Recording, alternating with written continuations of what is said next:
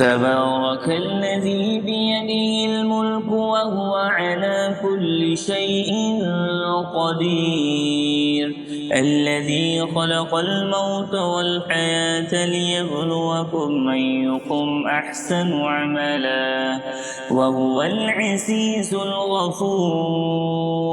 الذي خلق 7 سماوات طباقا ما ترى في خلق الرحمن من تفاوت فارجع البصر هل ترى من فطور ثم ارجع البصر كرتين ينقلب إليك البصر خاسئا وهو حصير،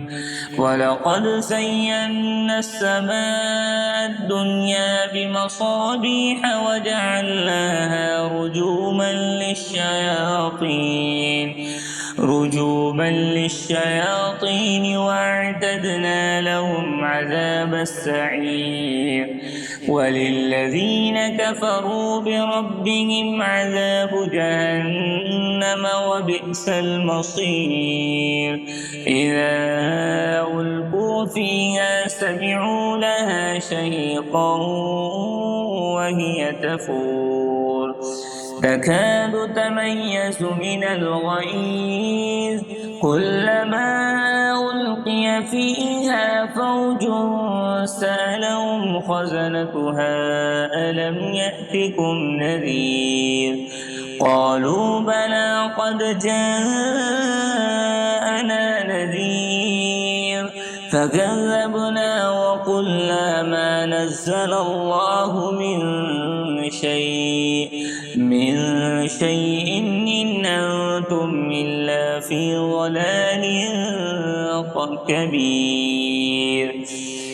وقالوا لو كنا نسمع أو نعقل ما كنا في أصحاب السعير فاعترفوا بذنبهم فسحقا لأصحاب السعير، إن الذين يخشون ربهم بالغيب لهم مغفرة وأجر كبير، وأسروا قولكم أو اجهروا به إنه عليم بذات الصدور، ألا يعلم من خلق وهو اللطيف الخبير، هو الذي جعل لكم الأرض ذلولا فامشوا في مناكبها وكلوا من رزقه وإليه النشور، أأمنتم من في السماء أن يخسف بكم الأرض فإذا هي تمور أم أمنتم من في السماء أن يرسل عليكم حاصبا فستعلمون كيف نذير، ولقد كذب الذين من قبلهم فكيف كان نكير، أولم يروا إلى الطير فوقهم صافات ويقبضن ما يمسكهن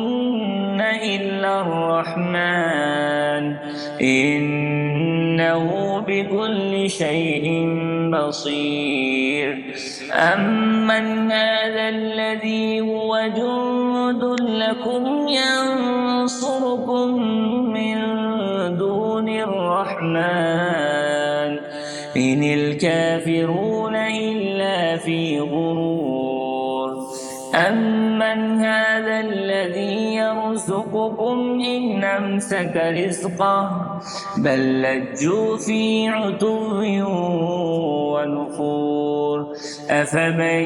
يمشي مكبا على وجهه أهدى أمن يمشي سويا على صراط مستقيم. قل هو الذي أنشأكم وجعل لكم السمع والأبصار والأفئدة قليلا ما تشكرون. قل هو الذي ذرأكم في الأرض وإليه تحشرون. ويقولون متى هذا الوعد إن كنتم صادقين. قل إنما العلم عند الله وإنما أنا نذير مبين. فلما رأوا زلفة سيئت وجوه الذين كفروا وقيل هذا الذي كنتم به تدعون. قل أرأيتم إن أهلكني الله ومن معي أو رحمنا فمن يجير الكافرين من عذاب أليم. قل هو الرحمن وآمنا به وعليه توكلنا فستعلمون من هو في ضلال مبين. قل أرأيتم إن أصبح ماؤكم غورا فمن يأتيكم بماء معين.